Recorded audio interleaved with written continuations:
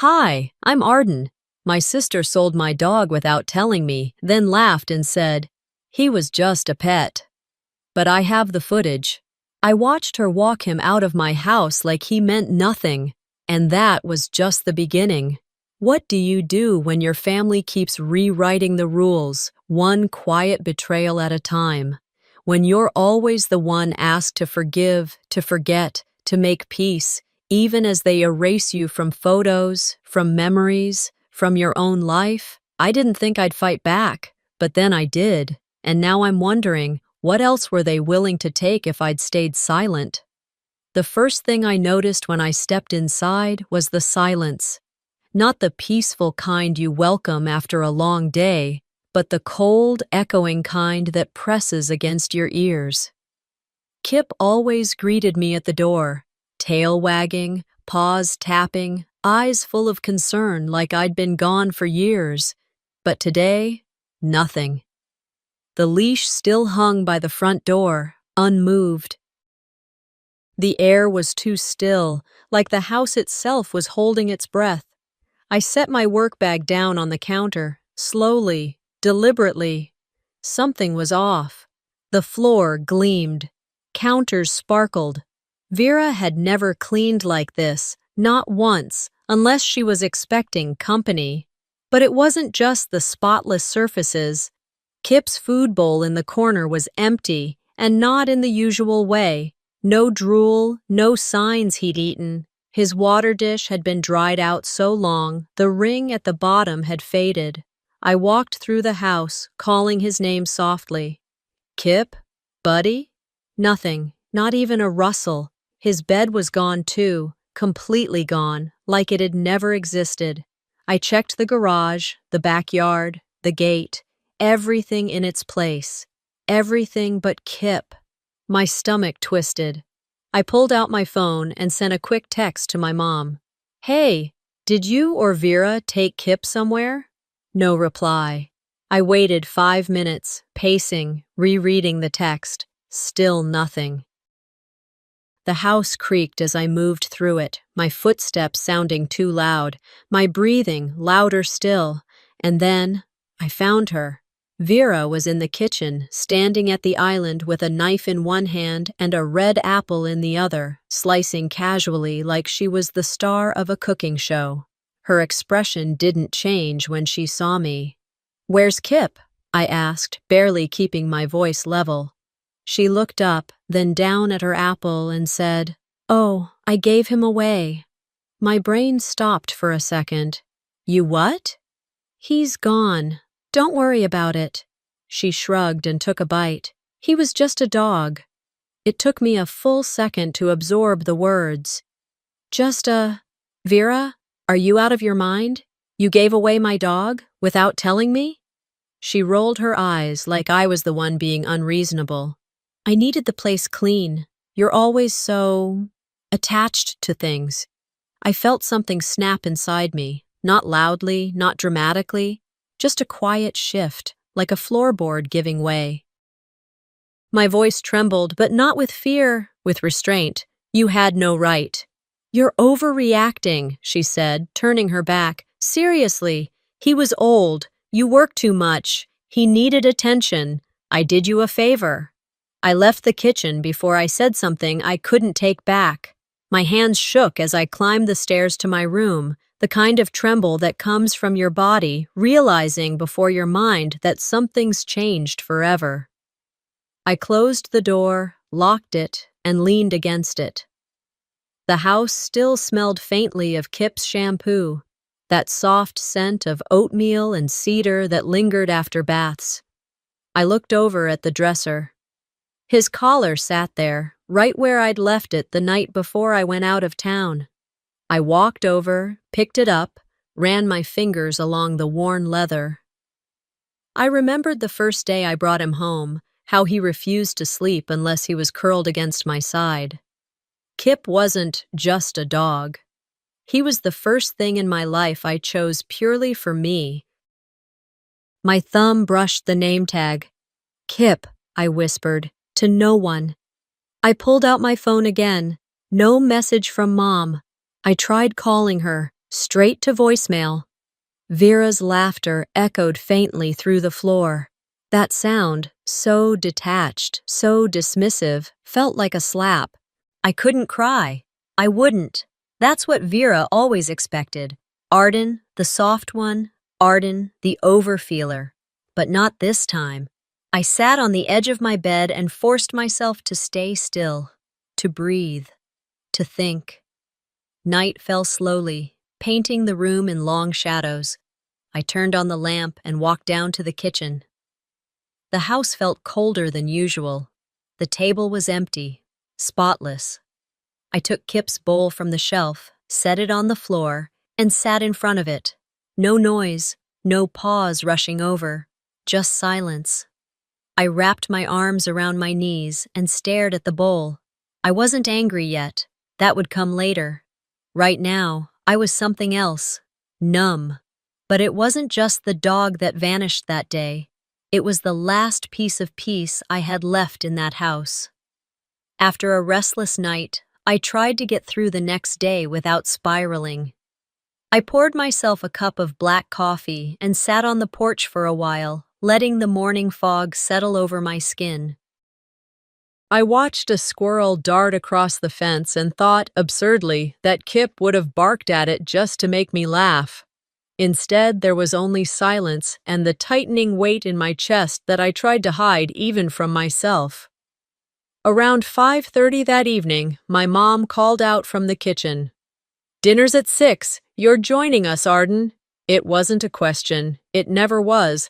I changed into something decent, tied my hair back, and forced myself downstairs. Vera was already at the table, glass of white wine in hand, scrolling her phone like none of this had happened. She looked up at me briefly, smiled, polite, performative, and returned to her screen. I sat down slowly, stiffly, at my usual spot.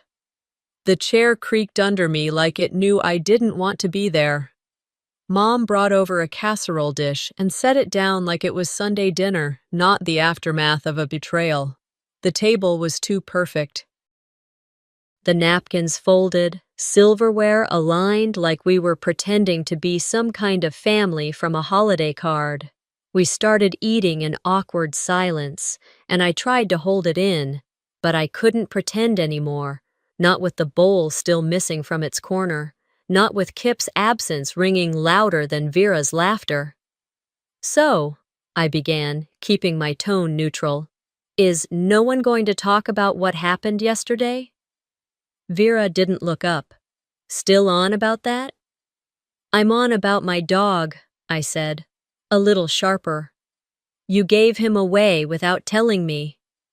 She sighed like I'd accused her of stealing a parking spot. "I told you. He needed more than you were giving him. I found him a good home." "You're welcome." Mom laid her fork down gently, as if that could soften what came next.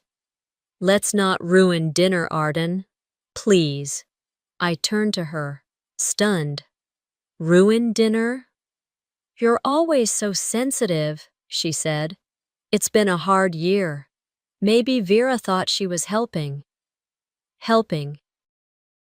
That word nearly made me laugh. Instead, I pushed my chair back an inch. Helping would have meant asking me. Helping would have meant respecting that he was mine.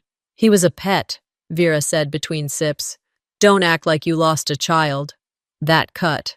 And it wasn't just what she said. It was how casual it was, how practiced. Like she'd been preparing that line for days. I opened my mouth to respond, but then she chuckled. "You know, the way you used to talk to him, honestly, you treated him more like a boyfriend than a dog. You'd cuddle him every night like a child. Maybe this was overdue." My chest tightened, my hand curled under the table. Mom didn't say anything. She looked at her plate. Vera laughed again, smug, waiting for me to explode.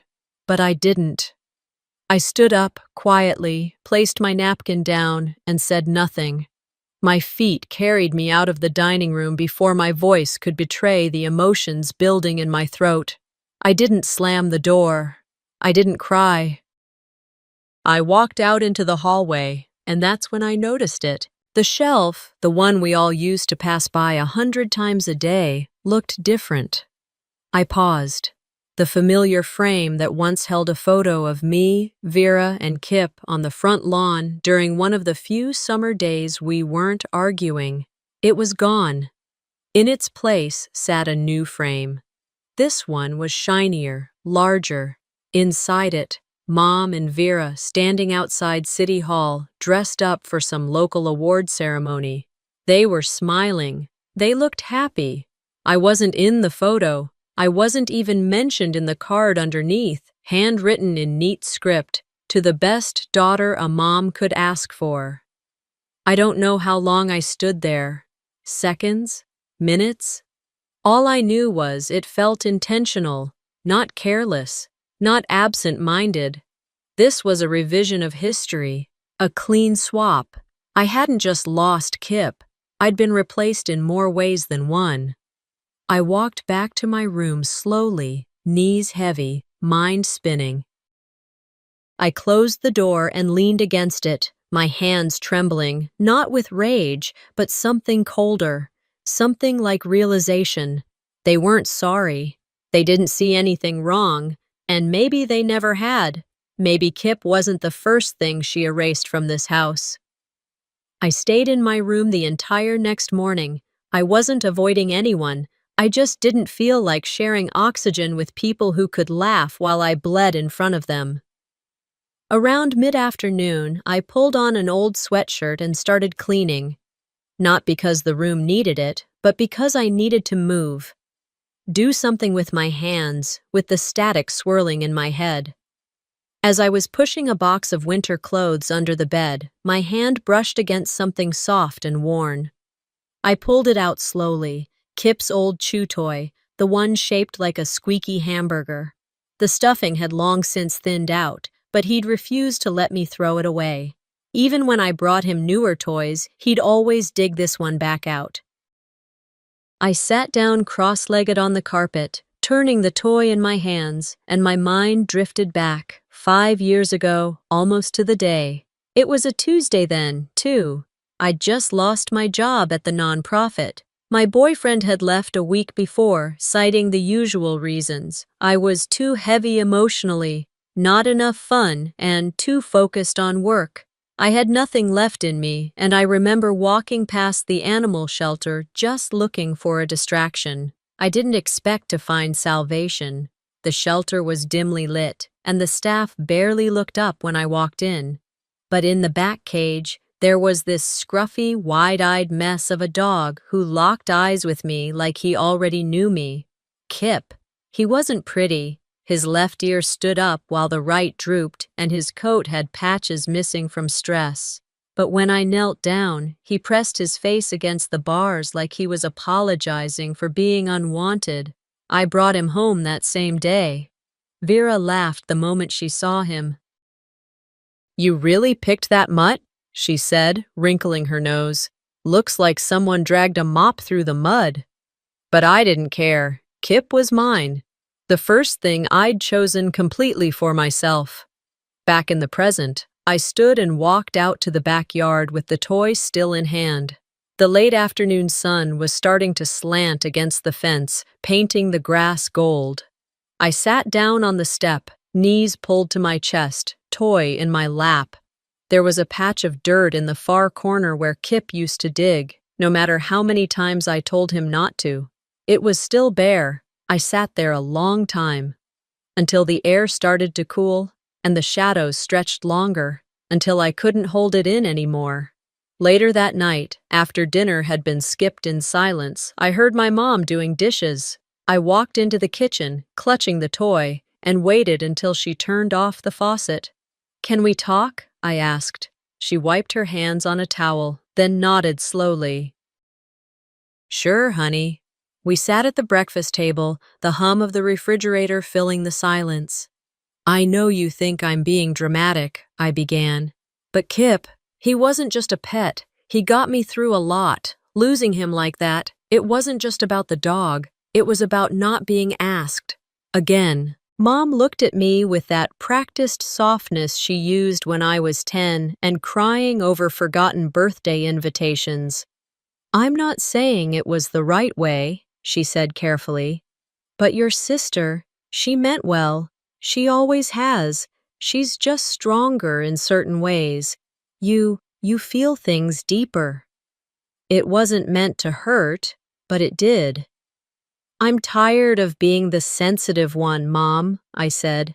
"You say it like it's a flaw, like it justifies people walking all over me." She didn't respond, just folded the towel neatly on the table, eyes down. I pushed a little further.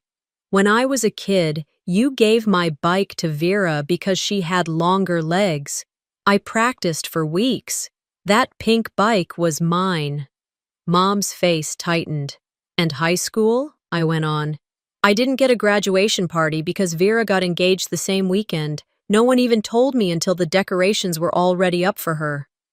"That was a complicated time," she whispered. "No, it was the same pattern, over and over. And Kip, he was the one thing no one else could take. Until she did." There was nothing left to say. I stood up and walked to the doorway, then turned back. "I just want you to know," I said, "I'm done being the one who always has to understand. I'm done being erased." I went to bed early, but I didn't sleep. I laid there in the dark, thinking about every little thing I'd let slide because I wanted peace. Every birthday overshadowed, every apology I gave just to keep things from exploding. And I thought about Kip, how he'd always nuzzle into my side when he sensed I was close to breaking. Maybe Kip wasn't the first thing she erased from this house, but he'd damn well be the last. That night, I couldn't sleep. My mind paced more than my body ever could. Every time I closed my eyes, I saw Kip's face, confused, trusting, waiting at the door for someone who'd already decided he didn't belong anymore. Around 2 a.m., I gave up on sleep and got out of bed. I remembered the pet camera. It had been an afterthought when I bought it a few years ago, one of those impulse purchases during a sale, meant to ease my guilt about long work hours. I hadn't used it in months, but maybe it had picked up something. Anything. The camera had been mounted above the bookshelf in the living room, near the corner by the window. I got a step stool, unscrewed the mount, and took it back to my room. The device still had a micro SD card inside. My laptop took a moment to recognize the drive. The folder labeled REC popped up, filled with time-stamped video clips. My fingers trembled as I clicked the most recent folder. The footage loaded slowly. There was Kip, lying on his usual spot by the rug, tail thumping lazily. Vera entered the frame a few moments later, phone pressed to her ear, pacing like she owned the air in the room. I turned up the volume. "Yeah," she was saying. "She's out until Tuesday night. I'm just going to do it now." Pause. "No, she won't know. Arden's clueless. She'll probably think he ran off or something. He's dumb enough." I froze. Vera crouched near Kip, called his name in that fake sweet voice she used whenever someone was watching. He trotted over, tongue out, happy as ever. She clipped on his leash like it was a casual afternoon walk. Then came the part that broke me. Before walking out, she said into the phone, "Clean space, clean start. I'll just tell her it was time." Kip looked up at her, tail wagging like he trusted every word out of her mouth. I closed the laptop, but the image stayed. His tail never stopped wagging, not even when she walked him out of my life. I didn't cry, not right away. What I felt was something colder, something sharper than tears. It was betrayal, measured and precise. The next morning, I called every vet and boarding facility within 10 miles. I knew Vera wouldn't go far. She'd want convenience. I pretended to be her, practiced her clipped tone. Most places had nothing. Then one receptionist hesitated. "Vera Lane?" the woman repeated. Oh, yes. We had a check-in for a retriever mix. The dog was transferred to a private owner. Let me see. Yes, the contact was Elliot Pierce. Elliot. I didn't know the name. Yet, I Googled it. Fast. It didn't take long to find him. Real estate investor. Local Sacramento features. A man who wore crisp suits and posted motivational quotes under selfies. Hustle hard and trim the dead weight. One of those. Then I found Vera's post, brand new, captioned, New beginnings, clean spaces. In the background of the glossy kitchen counter and quartz-tiled backsplash, there he was, Kip, half hidden behind a kitchen island. His ears were still uneven, his eyes still that same shade of worry brown. My stomach turned. She hadn't given him away to someone in need. She traded him, traded my dog for a better shot at impressing a man who probably thought pets were messy and love was optional. She handed off my best friend like he was clutter, like he didn't matter. I stared at the screen, rereading that post again and again. New beginnings, clean spaces. I wanted to scream. I wanted to throw the laptop across the room, but instead, I clicked save. I downloaded the image. I filed away the video. I started a new folder on my desktop, evidence. My hands steadied. My breath came slower, because now I knew. She didn't just get rid of Kip, she traded him for status. The sound of the door closing behind me was the only thing I allowed myself. No slam, no scene, just the unmistakable echo of finality. It was early evening, the sun just beginning to dip behind the treetops outside the kitchen window. I walked down the hall with Kip's leash clip still clenched in my fist, cold metal pressing into my palm. I didn't go to my room right away. I needed air, even if it came from the back porch that always smelled faintly of old mulch and overripe lemons. I sat for a moment, letting the quiet wrap around me, not like comfort, but like armor. My thoughts were still circling the same orbit, but now they had weight, proof. Later that night, when the house had mostly settled, I grabbed my laptop and started digging. I didn't know exactly what I was looking for. Maybe more lies, maybe just something that told me I wasn't crazy. I clicked through old text backups synced to my cloud account and found a group chat I hadn't opened in months. It was a thread with Vera and a few of her friends from her PR job. I scrolled through messages full of eye-roll emojis, wine memes, and snarky gossip until I found it. If Elliot doesn't like the dog, Vera had written, I'll just get rid of it. Arden's too fragile to stop me anyway. I froze. Not sensitive, not emotional, fragile, like I was a china doll too delicate to stand up for herself. The irony made me laugh once, short, bitter. Fragile. She always used that word like it was a fact written on my birth certificate, and now she'd broadcast it like some inside joke. I stared at the message until the words blurred, then copied it. I added it to a folder I'd created earlier that day called Truth. Inside were the pet cam screenshots, the Instagram photo, and now this. The next morning, I woke up earlier than usual. Something inside me had shifted. No more wondering what to do. No more asking for fairness from people who specialized in erasing me. After a shower, I printed every piece of evidence, color pages, 3 hole punched, clipped neatly. I placed them in a slim binder with a clear plastic cover. Not dramatic, just organized. Just unignorable. When I walked into the kitchen that evening, Mom was chopping vegetables for stir-fry. Vera sat at the island with her feet up on the bar stool, scrolling her phone like a teenager instead of a 37-year-old woman who'd just stolen my dog. I didn't speak. I didn't look at either of them. I walked to the dining table, placed the binder right in the center, and pulled out a chair, sat down, waited. Vera glanced up first. "What's with the school project?" I didn't answer. Mom turned from the counter, wiped her hands on a dish towel, and approached the table. She picked up the binder, opened the first page. It was the message, the one calling me fragile. Then the screenshot of Kip on camera, trusting her as she leashed him. Then the Instagram photo with Kip half hidden in a stranger's kitchen. Then the receipt from the vet clinic under Vera's name, authorizing a release to Elliot Pierce. Her hands started to shake by the time she reached the last page. "What? What is this?" she whispered. Vera, still acting unfazed, stood and leaned over Mom's shoulder. "Oh, come on. This is ridiculous. You're making it seem like I sold your child to the black market."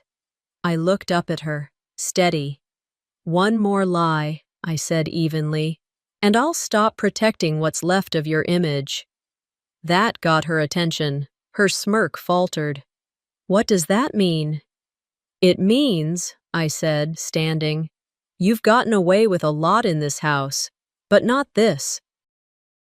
You're not going to walk around pretending like you're the victim here. You lied. You manipulated. And you didn't care what it cost anyone but you." I turned to Mom. Her eyes were wide, her mouth partially open. She wasn't defending anyone. Not yet. I placed Kip's leash clip gently on the table, next to the binder. "That's the only thing I have left of him," I said. "And I'm not asking anymore. I'm acting." Then I walked out. I didn't slam the door because I wanted her to hear what silence sounded like when it came from me. The morning after I left that binder on the table, I drove across town without touching the radio once. The silence in my car felt cleaner than the one I'd left behind. Intentional, necessary. It was a Wednesday, just cool enough to keep the windows cracked, the kind of day when the light hits everything just a little too honestly. I'd made an appointment the night before with an animal law group. Small office, 5 stars on Yelp, 1 attorney and a paralegal. But I didn't care about prestige. I just needed someone who would say, "You're not crazy. This matters." The office was in a converted house tucked between a chiropractor and a bike shop. A wooden sign above the door read, "Paw Justice." Inside, it smelled like lemon-scented cleaner and printer toner. A woman named Laurel greeted me, calm and warm in that way that made me feel like she'd seen worse. I handed her the binder. "Take your time," I said, "but it's all in there." She flipped through page by page, didn't rush, didn't frown, just nodded occasionally and scribbled a note in the margin with a purple pen. Then she looked up at me and said the first thing that made my chest loosen in days. "This is theft," she said plainly. "Fraud, actually. And if Kip's microchipped under your name, you're the legal owner." I nodded slowly, swallowing hard. "No, he is. I have the paperwork. I have all of it." Laurel reached into a drawer, pulled out a thin form with a yellow header. "We'll start with a cease and desist. We'll give her 72 hours to return the dog. If she doesn't respond, we escalate." She looked me square in the eyes. I've seen people get away with worse, but not when the victim's this prepared. I signed where she told me to, left with a folder in one hand and a different weight in the other. Not grief, not rage, something steadier, something close to control. Back home, I passed Vera in the hallway. She didn't speak. Neither did I. But I noticed the corner of her mouth twitch when she saw the envelope under my arm. Good. Let her wonder. The email went out that afternoon. Laurel also sent a hard copy by courier, signature required. I watched the tracking number update in real time. Delivered, 4:18 p.m. For the first time in days, I breathed like I meant it. That evening, I was brushing my teeth when my phone buzzed. Unknown number. I hesitated, then opened the message. "Hey, Dana here, Dana Shields, from undergrad. I saw Vera's post and, well, I just wanted to say I'm sorry." I sat down on the edge of the tub, toothbrush still in hand. I remember when you got Kip. You were heartbroken, and he was your light. You saved each other. I don't know the full story now, but I believe you. I always did. Tears came easy then, not because I was sad, but because I finally felt seen. Dana wasn't family. She hadn't lived in our house of subtle dismissals and polite punishments, but she remembered who I was before I started shrinking myself for peace. I typed back slowly, thumb shaking a little. Thank you. That means more than I can say. The message sat there on the screen, glowing soft in the dim bathroom light. It wasn't just support, it was memory. A person remembering the version of me that even I'd forgotten. And that's when I realized I hadn't just let Vera take Kip. I'd let them all chip away at me for years, made excuses, shrugged off insults, smiled through dismissals. Not anymore. The next morning, I set the folder on the kitchen counter. Mom was pouring coffee. Vera, across the room, looked like she hadn't slept. Her phone buzzed. She checked the screen and froze. Must have been the lawyer's number. I didn't say a word. Just poured myself a glass of water and left the room. Because power only matters when the other side still thinks you're powerless. I woke up the next morning before the alarm had a chance to buzz. There was a strange stillness in the house, like the kind that settles after a long argument when no one dares speak too loud. I stayed in bed for a few minutes, staring at the ceiling, the corners of my room still dim in the early light. At 8:07 a.m., I reached for my phone and opened Instagram. By 8:32, the post was live.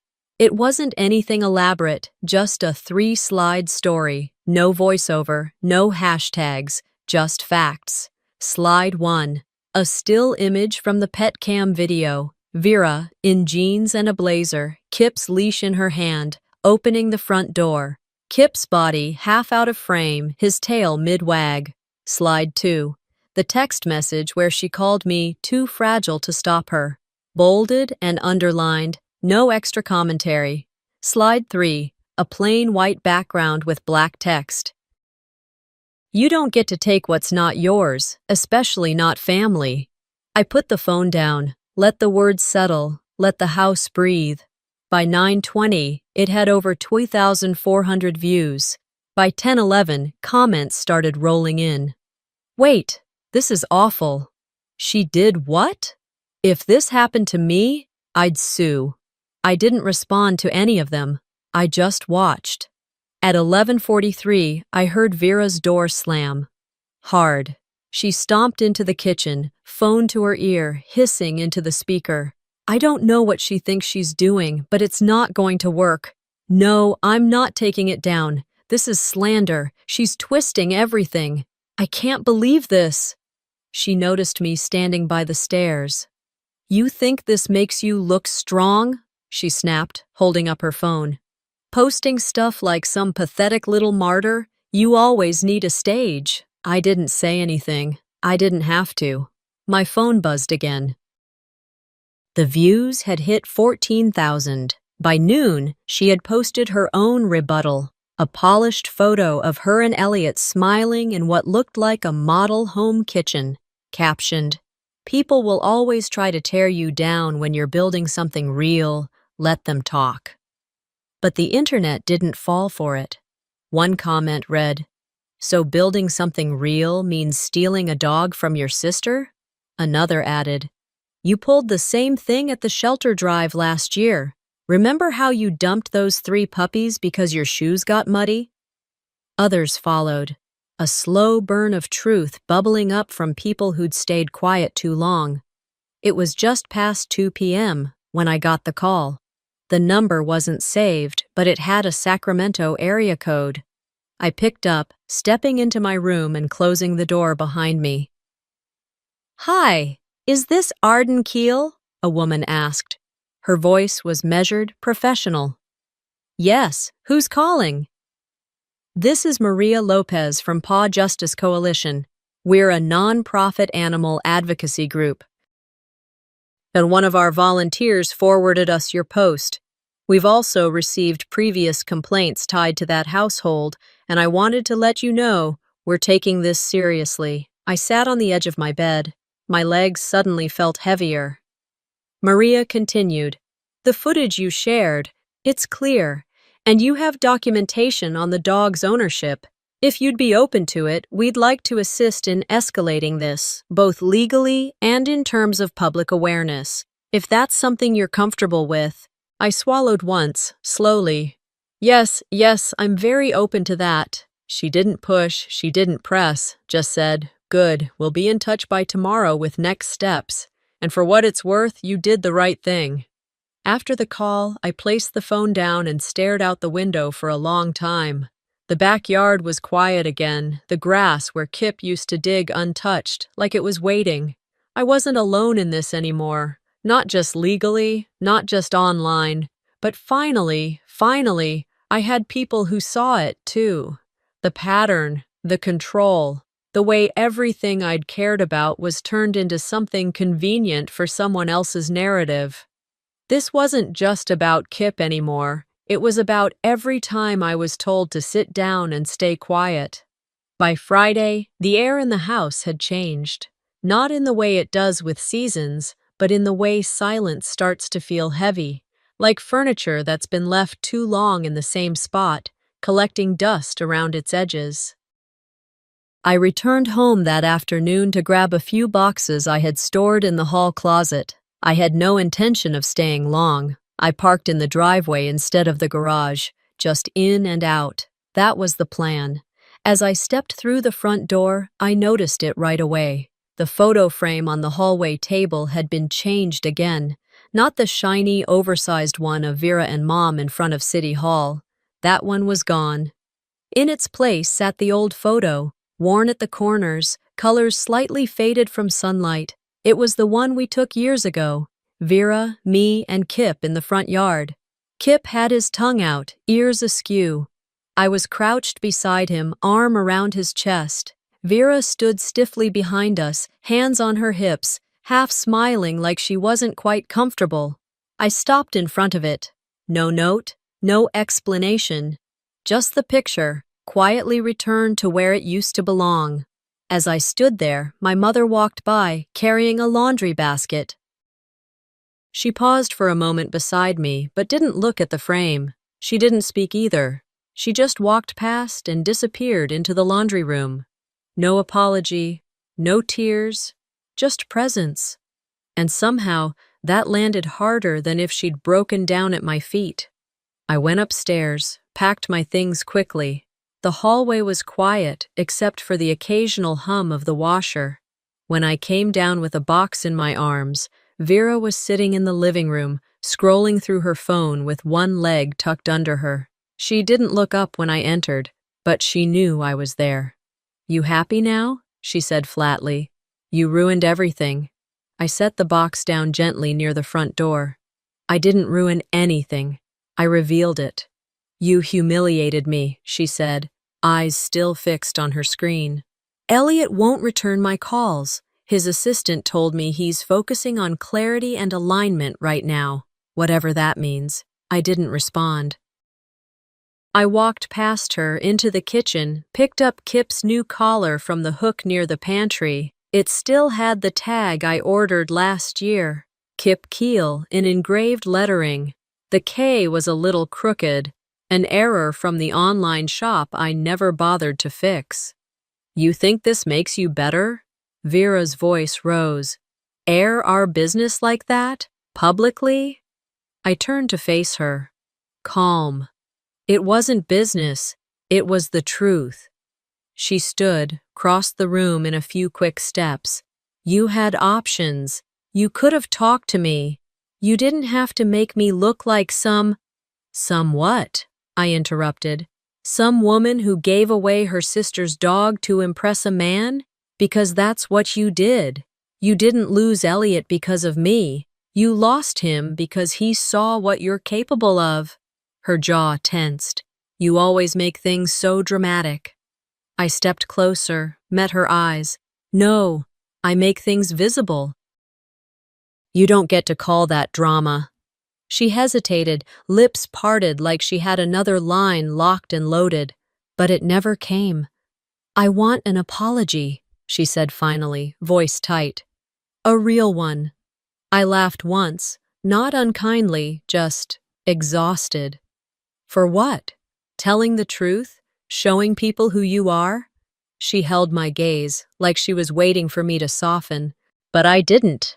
Not this time. I never had a sister, I said. I had a rival wearing my last name. She blinked. That, apparently, cut deeper than anything I'd posted online. I walked to the door, picked up my box, and opened it with one hand.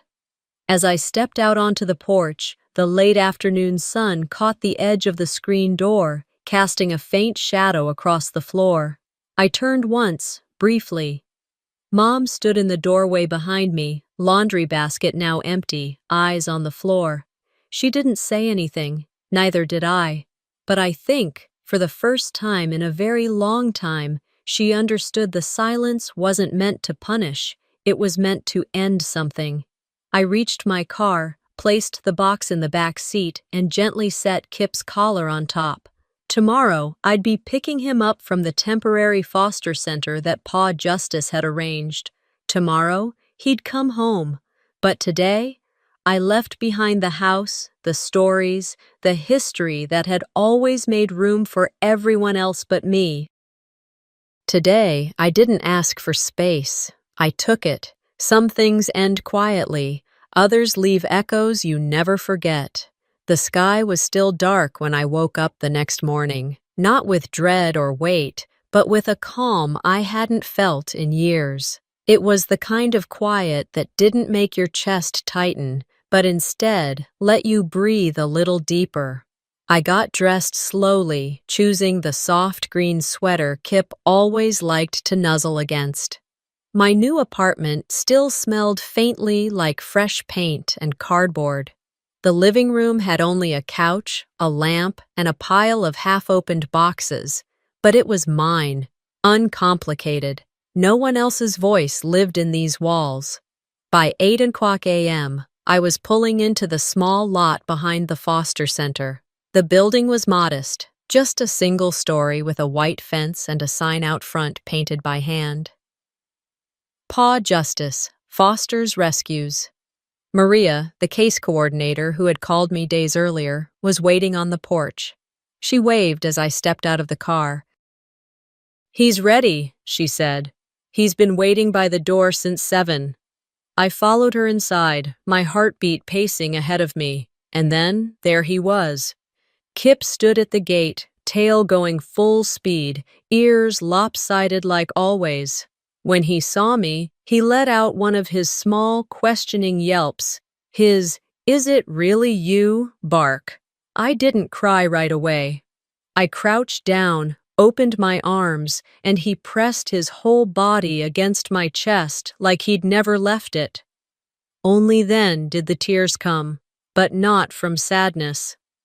He licked my face, whined into my neck, and leaned his weight into me as if to say, "Finally."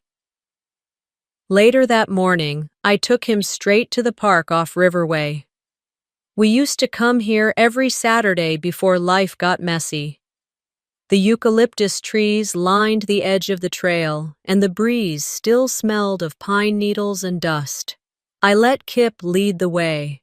His leash tugged gently in my hand, not pulling, just reminding me he was there. I let him sniff every patch of grass, greet every stranger, chase after squirrels he'd never catch. When we got back to the apartment, he curled up on the rug near the window and slept like it was the safest place on earth. Maybe it was. That night, after dinner, I sat down with my journal. I hadn't touched it in weeks.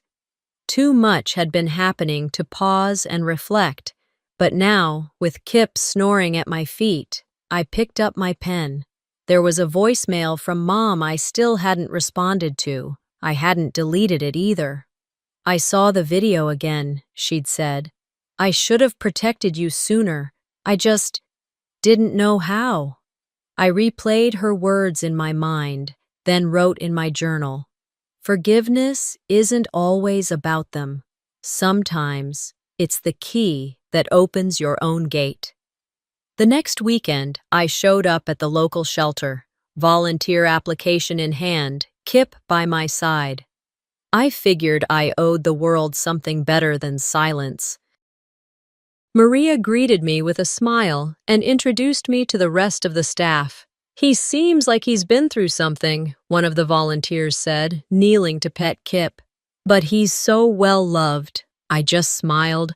I didn't correct her. I didn't explain. The story wasn't hers to hear, and it didn't need to be. Kip was home, not just physically, but in spirit. And I wasn't walking around with an apology stitched to my back anymore. In this new apartment, in this quieter life, I found something I hadn't realized I was looking for. A space where I didn't have to earn the right to exist. I no longer needed to make room for people who couldn't see my worth until it cost them something. Kip didn't just come home. He brought back the part of me they all tried to erase, and this time, I'm not giving it up. Sometimes, the real victory isn't getting back what was taken. It's realizing you never needed their permission to stand up for yourself. If you've ever been the quiet one, the overlooked one, the one asked to let it go just to keep the peace, maybe it's time to ask, what part of yourself have you been giving away to stay included? Drop your thoughts in the comments. I'd love to hear your story. And don't forget to subscribe if you want more true, raw, and deeply human stories like this one.